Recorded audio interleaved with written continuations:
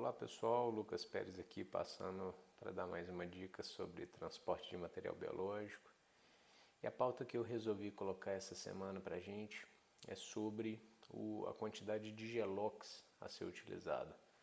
Então muitas vezes as pessoas têm dúvidas na hora de fazer um planejamento da validação de transporte, né, qual é o pontapé, né, de onde partir numa validação ou mesmo já numa decisão de transporte. E aí por isso eu achei pertinente dar uma referência, né, que não substitui uma validação, mas acredito que pode ser um ponto de partida aí para vocês.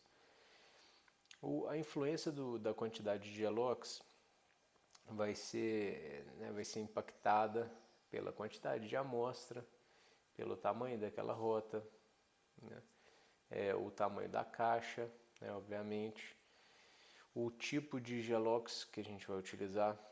A Loglife utiliza como padrão de 400 ml, pode ser que você utilize o de sachê ou então aquele maior, né?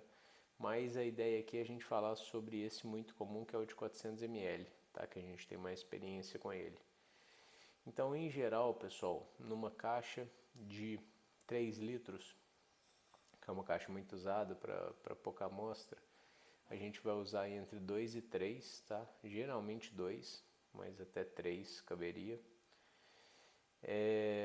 Ele segura se for pouca amostra, tá? Por 24 horas, mas tem que ser um volume baixo de amostra e uma rota sem grandes probabilidades de atraso. Já a caixa muito usada também, que é a de 7 ou 8 litros, nela a gente já consegue fazer uma utilização maior de 4, que é o mínimo que a gente geralmente indica para uma caixa desse tamanho, até 6, né? Você consegue colocar até 8 gelox, mas na verdade aí você teria muito pouca amostra. Então digamos que 6, de 4 a 6 seria um tanto interessante. E aí você já consegue segurar por mais tempo essa temperatura.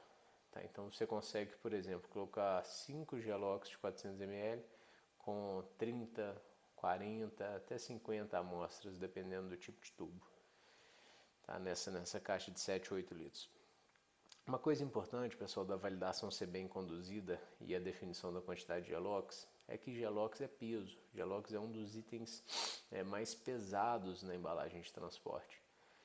Então ele não gera muita cubagem, mas ele gera muito peso mesmo. Tá? Então ele é um custo.